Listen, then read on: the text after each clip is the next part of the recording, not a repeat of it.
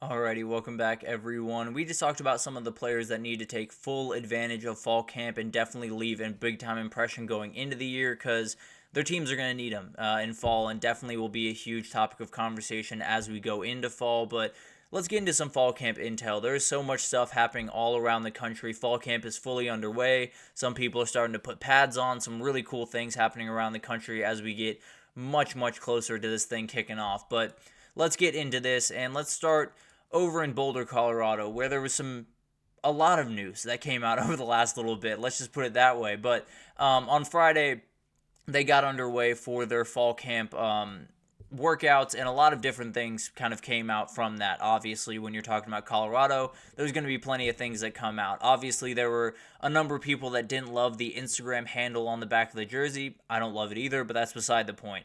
There was a huge story that came out yesterday around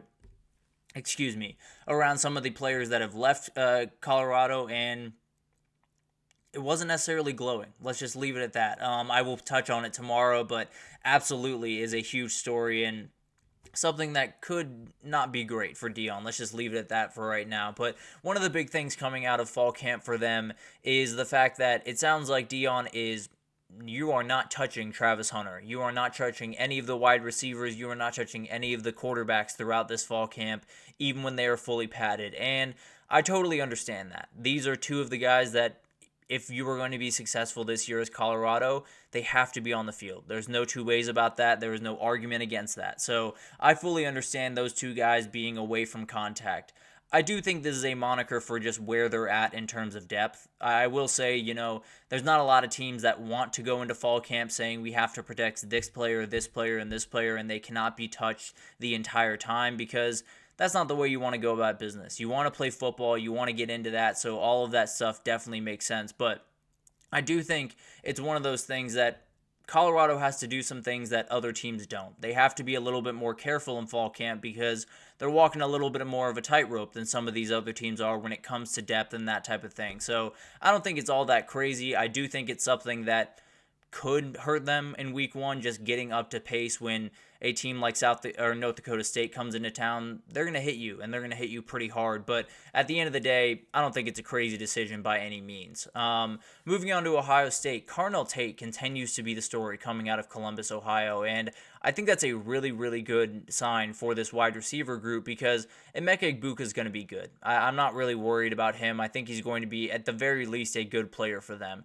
Jeremiah Smith is going to make plays. I don't necessarily know how big of a role he plays in this offense throughout the year, but I do know he's going to make at least enough plays to make some headlines. I can promise you that. So having someone like Carnell Tate step up the way that he has, and Brandon Inniss also is getting really good reviews. Those are the guys that you likely want to get good reviews, because then you go four deep at the very least, and then you got Kojo Antwi and a ton of other guys that absolutely can make some noise. So I think it's a really good sign for this group just being totally unguardable overall, is Carnell Tate making a big-time stride. And then you had Will Howard. Will Howard made a big-time play in fall camp, I believe on Saturday. He took a quarterback keeper 85 yards to the house, which is an absolutely huge thing. And frankly, it's one of the bigger reasons why I think he's going to win this job, almost regardless of how his fall camp goes. Not regardless, but in certain terms, he has a more slack than some of these other quarterbacks do because the guy can get out and run. He can make some things happen with his legs, and especially in an offense like Chip Kelly's, you want that. So I don't think it's crazy to think that he maybe doesn't have the cleanest fall camp in the world, but is still able to go into the season as the starter and be able to kind of build into it. Now, I don't think that's the best thing for Ohio State, but absolutely could be something that happens. Overall, Ohio State's first padded practice sounds like it's either coming up here pretty soon or already happened, and the defense was very excited and has been as dominant as we all expected. So that's just kind of business as usual at this point. But let's move over to Penn State and let's talk about Max Granville. He's a freshman defensive end that is really getting rave reviews coming out of Penn State camp with all the staff, and a lot of the different beat reporters around there are just speaking very glowingly about this kid. And it might be someone that they need when you lose edge rushers like Adisa Isaac and like Chop Robinson. Even with someone like Abdul Carter moving to that position, you're going to need other guys. So it's very possible that this is a contributor this year for Penn State, and they could need him to be a contributor pretty early on. They also had Keys and defensive end Jameel Lyons, were placed on interim suspension. Not really sure what the story is around there, but definitely could be a huge thing. These are depth pieces for this Nittany Lions defense that is going to need depth one way or the other. They're going to need guys at every single position that can play big time snaps. So it'll be a really interesting thing to watch. If they go into the year without those guys, it definitely becomes a little bit more of a tightrope walk on that defensive side of the ball. And then you move over to Oregon. It's all about the wide receivers and the DBs out in Eugene right now. They are speaking just ridiculously glowingly about this wide receiver group. They love Tez Johnson and Evan Stewart. Obviously, those are two of the best guys in the country. But then Jerrion Dickey is getting a ton of love. Greg Bryant Jr., who had some injury troubles last year but is a very talented player, is still there. You also have Trayshawn Holden. It's ridiculous the amount of wide receivers that Oregon has at their disposal. So it sounds like they feel very confident in that, and it's really showing early. On the other side of that, the back end is coming along. It sounds like it's not necessarily fully there yet. They feel very confident in the talent level that they have on that back end, and I would as well if you're looking at that talent level. But overall, it sounds like it just hasn't quite come together that the way, at least right now, it's very early on in camp. Definitely will make big time strides before the season starts, but something to watch. You want to make that big time stride, and frankly, I think that might be the biggest difference between 2023 and 2024 is how much of a big time stride can you make on the back end of that defense. So it'll be definitely something to watch. If they get torched the entire time, obviously these are very good wide receivers they're going up against, but Ohio State's coming with roughly the same exact group when it comes to the talent level at that wide receiver position. So they're going to have to come together one way or the other. Whether it's in fall camp or throughout the season, I don't know, but that back end's going to have to come together if they want to win a national title. And then a ton of talk about Derek Harmon, just being a super athletic kid, someone that they absolutely love having on campus, and I think he's going to be a big-time player for them. We talked about him in the last segment. He has to be. It sounds like he's doing just that, at least to start fall camp. Now let's get into Clemson, and there are a ton of things coming out of Clemson. The biggest thing to me is it sounds like the intensity of these practices is just a little bit higher. It sounds like they know what they're up against this year. They know that they're kind of backed into a corner a little bit. They have to be ready to roll this upcoming year, and if they're not, then there are going to be a lot of people on the other side of it that are ready to make fun of them. There's no two ways about that. But one of the biggest things is Matt Luke came back from retirement. He was the UGA O-line coach, retired, and then came back to the sport as the O-line coach at Clemson. It sounds like he's doing a ton of really good work at that position. Now, they have a lot of good players, Blake Miller being the main among them at right tackle, I believe, maybe left tackle.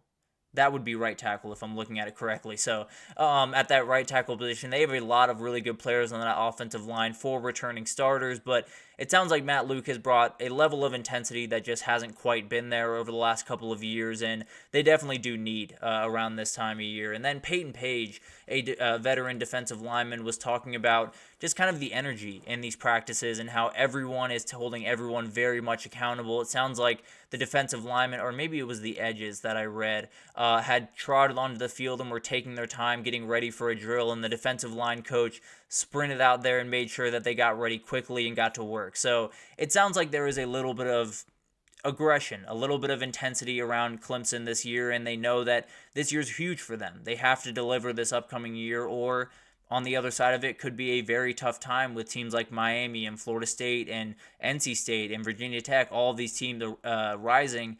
You're a team that could stumble this year and never be able to find your way back. So there's a lot of different things happening at Clemson, but it feels like a lot of positive things, at least early on in fall camp. So definitely a good news for all the Tiger fans out there. But let's get into Miami, and JoJo Trader is making a ton of noise. Josiah Trader was a very talented 4-star wide receiver coming out of, I believe, the 2023 class, if I'm not mistaken. A very talented kid, and when I look at this wide receiver room for Miami, it's one of the best in the country when you talk about the top line. Sam Brown, also someone that has gotten incredibly good reviews early on in camp. So they did really well when it comes to the wide receiver position in general. But I do think when you talk about this wide receiver group, they're going to need a couple more guys. And I think JoJo Trader is absolutely someone that might just find his way into a starting position right next to Xavier Restrepo, maybe Jacoby George, maybe Sam Brown.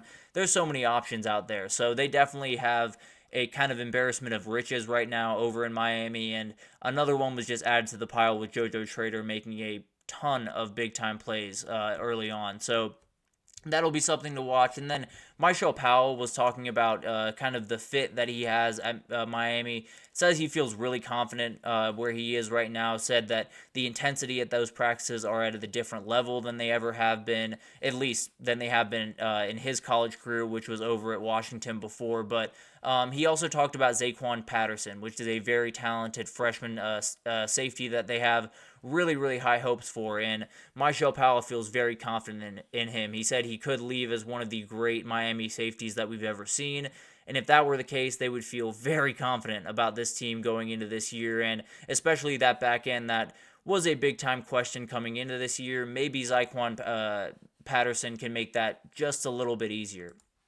And then Florida got some not so great news, and it could be really bad news if it, continues on here for a little bit. Montrell Johnson, the star running back, went down with an injury and is reportedly week to week. We don't know exactly what the injury is or how severe it is as of right now, but if that guy's not in the game for Miami, it's going to be a problem. I can promise you that. There is no two ways that there are a ton of teams that don't want injuries across the board. There are a couple of teams around the country that can't have injuries. Florida's one of them. They absolutely have to have guys like Montrell Johnson on the field, guys like Eugene Wilson on the field. But on the other side of things, obviously a terrible news for them, and definitely something that we'll be watching very closely. If he's on the field for Miami, he'll be a factor. If he, is not on the field, then I like the pieces that they have behind him. I don't necessarily know if they're good enough to win that game against Miami, but that'll obviously be something we'll unpack as the season comes closer. But on the outside, they feel very confident in this wide receiver group. It sounds like Graham Mertz is, really coming along as a quarterback, picking up where he left off last year and doing really, really good stuff. So not a worry at quarterback by any means, but Elijah Badger is the guy that I really want to talk about because he's gotten so many different people praising him throughout this time. And I think the biggest one was obviously Billy Napier has really sung his praises and has done a ton around this player in particular, and it's someone that they absolutely need to hit. Right next to Eugene Wilson, you need another guy, and he will be a big-time player. And then DJ Lagway made some big-time plays at that practice and just gave you a little glimpse of what you could see in the future if you're a Gators fan. But definitely will be a lot of stuff to watch. We'll probably do this almost every day, maybe every couple of days, because there's new stuff that comes out almost every day, and we'll break it down for you guys on here. But let's take our last break, and then we'll get into recruiting. We'll break down all of the different things happening around a big-time weekend in recruiting right after this, so stick with us.